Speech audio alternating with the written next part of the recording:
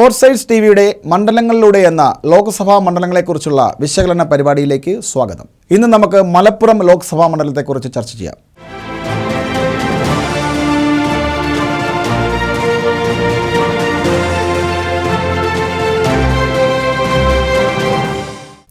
മലപ്പുറം എന്ന് കേട്ടാൽ തന്നെ അത് ലീഗിൻ്റെ, അതായത് മുസ്ലിം ലീഗിൻ്റെ കോട്ട എന്നാണ് വിലയിരുത്തുക.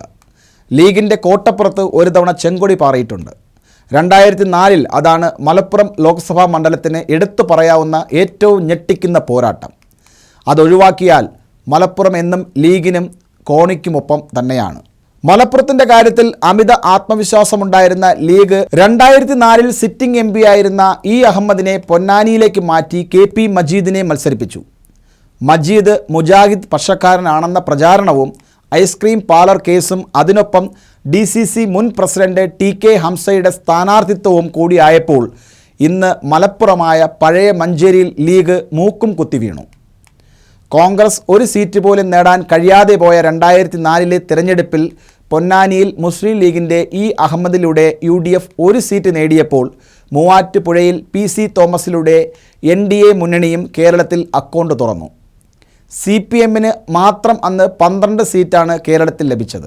2008 മണ്ഡല പുനർനിർണയത്തോടെ മഞ്ചേരിയുടെ സ്വഭാവമാകെ മാറി.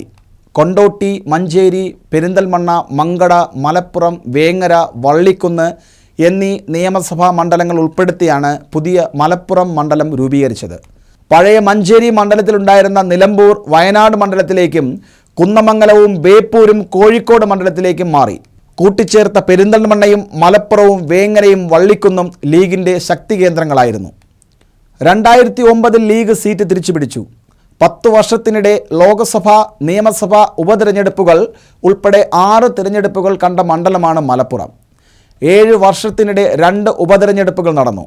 2017 സിറ്റിംഗ് എം പിയായ ഇ അഹമ്മദിൻ്റെ നിര്യാണത്തെ തുടർന്നാണ് ആദ്യ ഉപതെരഞ്ഞെടുപ്പ് നടന്നത്.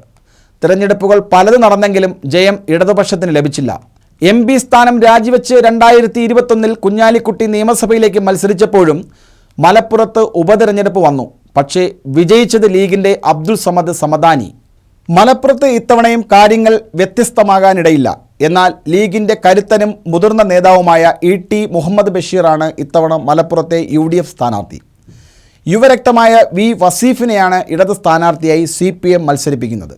ഇതുവരെ 1 ലക്ഷം വോട്ട് തീർത്തുപിടിക്കാൻ കഴിഞ്ഞിട്ടില്ലാത്ത മലപ്പുറത്ത് M അബ്ദുൾ സലാമാണ് NDA സാരഥി. TK ഹംസയ്ക്ക് ശേഷം മലപ്പുറത്ത് യുവാക്കളെ നിർത്തി പരീക്ഷണം നടത്തുക എന്നതാണ് CPM തുടരുന്ന നയം. ഒരു പരീക്ഷണം എന്നതിനപ്പുറത്തേക്ക് അവർ മലപ്പുറത്ത് നിന്നൊന്നും പ്രതീക്ഷിക്കുന്നില്ലെന്ന് തോന്നുന്നു.